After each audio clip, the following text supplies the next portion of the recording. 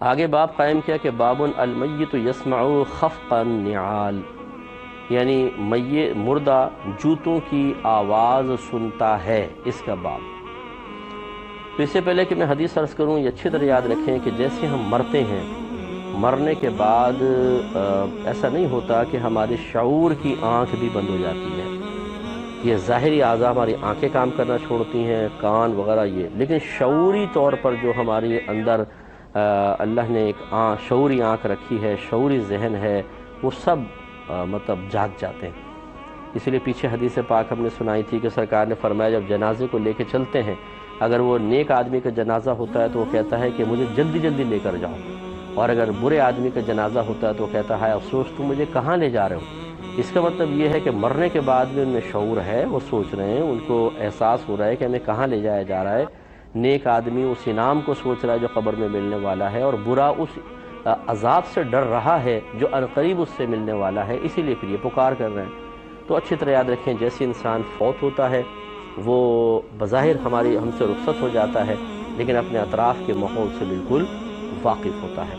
پھر جب اسے قبر میں رکھا جاتا ہے تو پھر تو باقاعدہ یاد رکھیں کہ اس کی روح جسم میں لوٹائی جاتی ہے، منکر نکیر تشریف لاتے ہیں، اس کو بٹھاتے ہیں اور اس سے کویسچنز کیے جاتے ہیں۔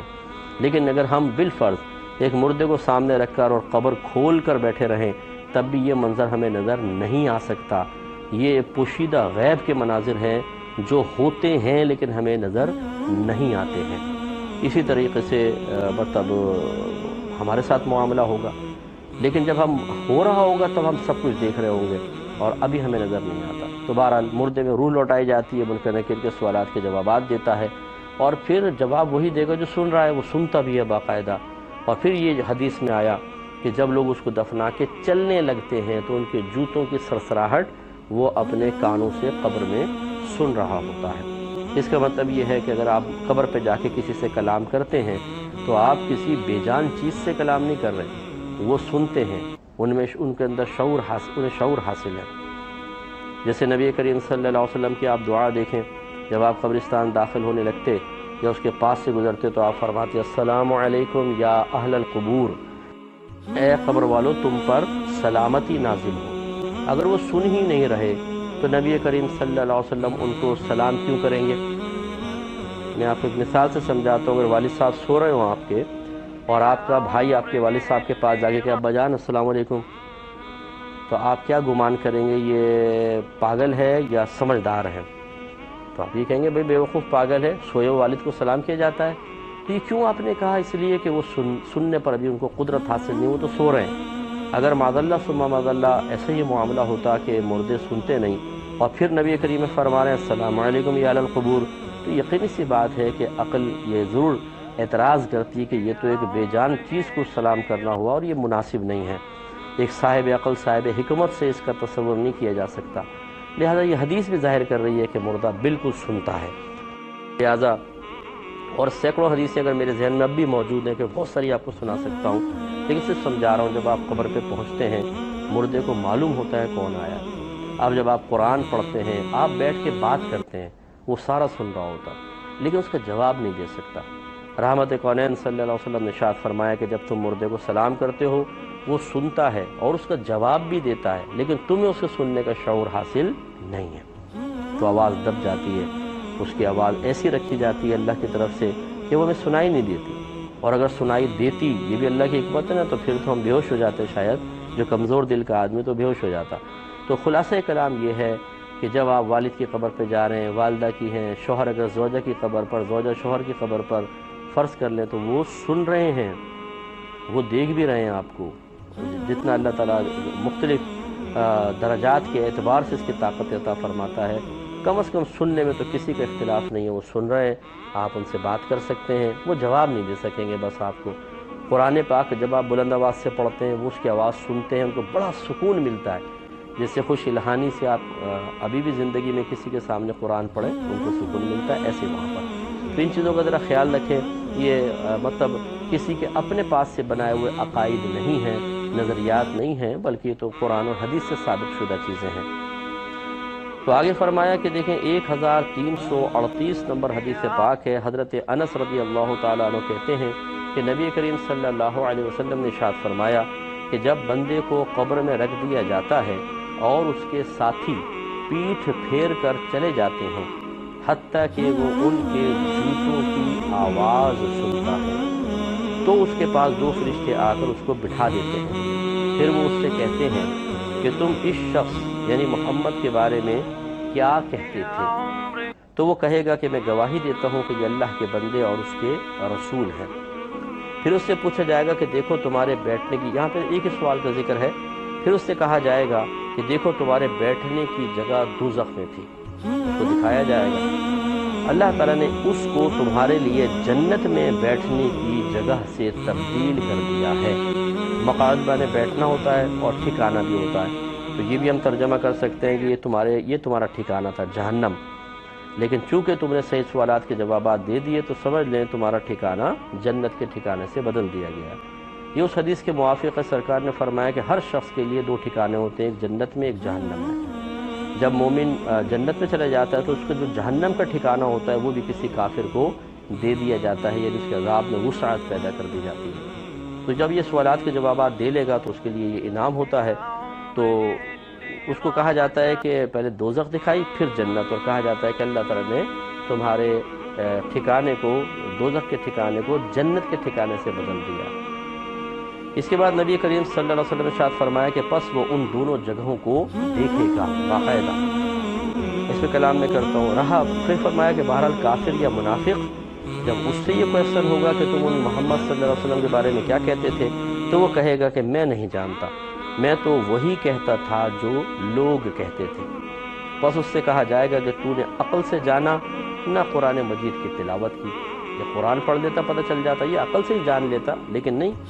پھر اس کے دونوں کانوں کے درمیان لوہے کے ہتھوڑے سے ضرب لگائی جائے گی۔ اب دونوں کانوں کے درمیان، یہ بھی سامنے بھی، فرنٹ بھی کانوں کے پیچھے بھی ہے، دونوں کانوں کا درمیان، تو بہرحال ضرب ایسی لگے گی کہ بہت ہی زبردست قسم سے، جس سے وہ چلائے گا، اور اس کے چلانے کو جنوں اور انسانوں کے علاوہ اس کے قریب کی تمام چیزیں سنیں گی۔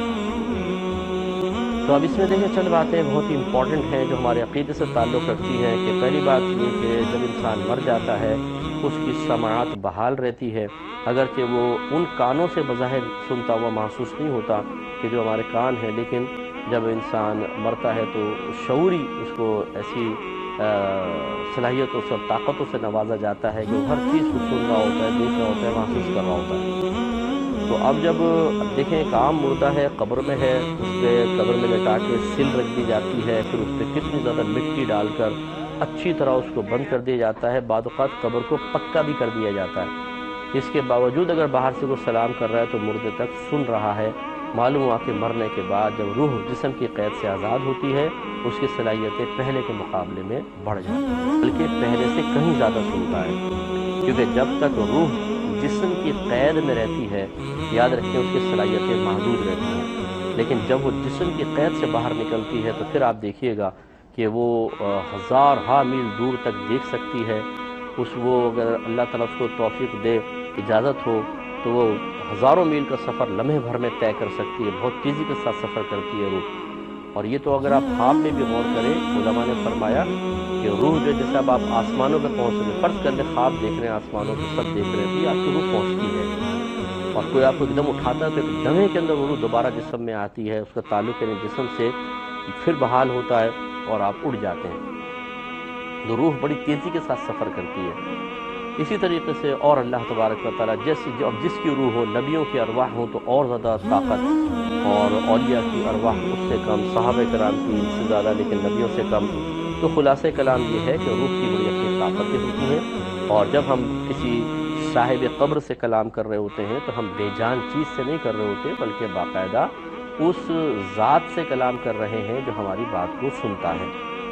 یہی وجہ ہے کہ جیسے مزارات پر لوگ جاتے ہیں، بعض کہتے ہیں کہ جی قبروں سے آپ کلام کر رہے ہیں، قبر کون سا سنتی ہے، صاحب قبر تو معاذ اللہ مٹی میں مل گیا۔ اب ان سے یہ پوچھا جائے کہ آپ نے یہ بخاری کی حدیث کبھی بھی نہیں پڑھی، یا پڑھی ہے تو اس کا اپنے مرضی سے کوئی بھی مطلب نکال کر آپ نے اس کے ظاہر کو چھوڑ دیا ہے۔ ایک عام مردہ سنتا ہے۔ میرے آقا صلی اللہ علیہ وسلم نے جب قبرستان گئے تو السلام علیکہ السلام علیکم یا اہل القبور اگر فرمایا تو کیا یہ مخصوص وقت کے لیے تھا کہ تازہ تازہ مردہ دفن ہو تب ہے، یا ہمیشہ کے لیے آپ کرتے رہے؟ جب بھی آپ تو جاتے تھے، بلکہ امت کی تعلیم کے لیے آپ نے مقرر کیا، آپ 100 بار قبرستان میں جائیں 100 بار سنیں گے، تو گویا کہ ان کا سننا دوامی اعتبار سے ہے، کوئی عارضی یا وقتی اعتبار سے نہیں ہے۔ تو جب عام مردہ سن رہا ہے تو صاحب قبر کیوں نہیں سنے گا، یعنی صاحب مزار؟ تو لہٰذا اگر کوئی اپنے کسی بزرگ کی قبر پہ پہنچتا ہے، ادب احترام کے ساتھ باوضو بیٹھ کر، اور ان سے ہم کلامی کا شرف حاصل ہوتا ہے، اگرچہ ہر شخص کو ان کے جواب کا شعور حاصل نہیں ہوگا، اہل نظر کو ہوتا ہے، اہل کشف کو ہوتا بھی ہے، تو پھر بھی یہ یقین رکھیں کہ وہ آپ کی آواز کو سن رہے ہیں۔ تو آپ یہ کہہ سکتے ہیں جیسے آپ کسی بزرگ کے مزار پہ گئے یا نبی کریم صلی اللہ علیہ وسلم کے مزار اقدس پر آپ پہنچے، یا رسول اللہ آپ اللہ تعالیٰ کی بارگاہ میں میرے حق میں دعا فرما دیجیے، اللہ تعالیٰ میری بخشش فرما دے، مغفرت فرما دے۔ اگر کوئی آپ کے مسائل ہیں وہ آپ ذکر کر سکتے ہیں، جیسے ہم زندگی میں کسی سے دعا کے لیے ریکویسٹ کرتے ہیں، ایسے ان سے آپ دعا کے لیے کہہ سکتے ہیں کہ اللہ کی بارگاہ میں آپ دعا کر دیں کہ اللہ تعالیٰ میرے اس مسئلے کو حل فرما دے۔ تو ہمیں ایک امید ہوتی ہے کہ یہ وہ نفوس قدسیہ ہوتے ہیں کہ جو ہمیشہ امت پر شفیق رہے ہیں، مہربان رہے ہیں، دعائیں کرتے رہے ہیں۔ اگر ہم ان سے ریکویسٹ کرتے ہیں تو امید ہے کہ یہ اللہ کی بارگاہ میں دعا کریں گے اور اللہ تعالیٰ دعائیں قبول فرمانے والا ہے۔ تو اس لیے ابھی چونکہ یہ میرا خاص موضوع نہیں ہے کہ میں تفصیلی آپ کو دلائل عرض کروں، ورنہ وہ سنتے بھی ہیں اور دعائیں بھی دیتے ہیں، جس کی آسان سی دلیل تو میں یوں پیش کر دیتا ہوں کہ جب نبی کریم نے ارشاد فرمایا جب تم سلام کرتے ہو تو مردہ اس کا جواب دیتا ہے، لیکن تم اس کا شعور تم سن نہیں سکتے، تم اس کا شعور حاصل نہیں ہے۔ اب سلام خود کیا ہے؟ ایک دعا ہے، السلام علیکم، اللہ تعالیٰ آپ پر سلامتی نازل فرمائے، وعلیکم السلام، اور اللہ تعالیٰ آپ پر بھی سلامتی نازل فرمائے۔ اس کا مطلب یہ ہے تو خود حدیث سے ثابت ہوا کہ ہم مردے کو سلام دعا دے سکتے ہیں، مردہ ہمیں دعا دے سکتا ہے۔ اس کا مطلب اللہ تعالیٰ کی بارگاہ میں دعا کرنے پر قدرت رکھتے ہیں، تو ان سے ریکویسٹ آپ بالکل کر سکتے ہیں۔ کوئی مانتا ہے ٹھیک، نہیں مانتا جھگڑا نہ کریں، لیکن آپ جو کر رہے ہیں وہ صحیح ہے۔ یہ مطلب آپ ان سے دعا اللہ سے مانگنی چاہیے، لیکن آپ ان سے ریکویسٹ کرتے ہیں کہ آپ میرے حق میں دعا کر دیں، اور یہ غلط نہیں ہے۔ کثیر صحابہ کرام نبی کریم صلی اللہ علیہ وسلم کی خدمت میں آتے رہے ہیں، دعاؤں کا ان کی گزارش کرتے رہے، اور سرکار نے ان کے لیے اپنے دست شفقت اٹھائے ہیں۔ تو اس لیے مطلب یہ کہ جب یہ عمل ثابت ہو گیا، اب بعض یہ کہتے ہیں کہ دیکھیں تو زندگی کے اندر تھا نا بعد وفات، بعد وفات اگر کسی چیز کا ثبوت فرض کر لیں تو کیا صحابہ کرام قبر پہ آتے رہے، نبی کریم سے عرض کرتے رہے؟ اگر کرتے بھی رہے تو اگر اس کو نقل نہیں کیا گیا، فرض کر لیں، تو کیا وہ اس کا انکار کرنا لازم آئے گا؟ اچھا اگر آپ کہیں کہ نہیں کوئی تو پھر اس کو نقل کرتا، فرض کر لیں نقل نہیں کیا، لیکن فی نفسی کیا یہ ناجائز ہے؟ کیا یہ حرام ہے؟ بہت سے اعمال ایسے ہوتے ہیں جو نبی کریم نے نہیں کیے، صحابہ کرام نے نہیں کیے، ہم کرتے ہیں۔ اگر میں آپ سے کہوں کہ میں عصر کی نماز کے بعد 334 مرتبہ درود پاک پڑھتا ہوں روزانہ، بتائیں میں صحیح کرتا ہوں یا گناہ کرتا ہوں؟ تو آپ کہیں گے صحیح ہے، درود پڑھ رہے ہیں آپ، لیکن 334 مرتبہ نہ سرکار نے کبھی عصر کے بعد پڑھا، نہ صحابہ کرام نے پڑھا، تو کیا مطلب یہ پڑھنا غلط ہو جائے گا؟ اس لیے جب یہ اتنا ثابت ہے کہ جو مردے سنتے بھی ہیں اور وہ دعا دینے پر قدرت بھی رکھتے ہیں، تو بس پھر یہ اتنا کافی تھا، یہ ثابت ہو گیا تو ہم ان سے گزارش کر سکتے ہیں، اور وہ ہمارے لیے انشاءاللہ دعائیں کریں گے۔ اور اہل کشف جو ہمارے بزرگ گزرے ہیں انہوں نے باقاعدہ کلام کیا ہے، صاحب مزار سے کلام کیا ہے، ان سے دعائیں کروائیں، اور دعا کرتے ہیں، شفقت کرتے ہیں۔ اور یہ حدیث میں بھی سرکار نے ارشاد فرمایا کہ تمہارے اعمال تمہارے مردوں کے سامنے پیش کیے جاتے ہیں، وہ اچھے ہوتے ہیں تو خوش ہوتے ہیں، اور برے ہوتے ہیں تو وہ ہدایت کی دعا کرتے ہیں۔ اگر آپ کو یقین نہ آئے تو دیکھیں شرح الصدور بشرح حال الموتى والقبور، اس کتاب کے اندر امام جلال الدین سیوطی صاحب رحمۃ اللہ علیہ نے بہت ساری روایات ایسی لکھی ہیں۔ تو یہ عقیدہ کوئی خود ساختہ عقیدہ نہیں ہے، یہ ہمارے اکابرین کا عقیدہ چلتا چلا آ رہا ہے اور قرآن و حدیث سے ثابت شدہ ہے۔ تو لہٰذا مردہ عام مردہ بھی جوتیوں کے سرسراہٹ سنتا ہے، حالانکہ منو مٹی کے نیچے ہے، تو پھر بزرگوں کی سماعت کا عالم کیا ہوگا، ذرا سوچیے۔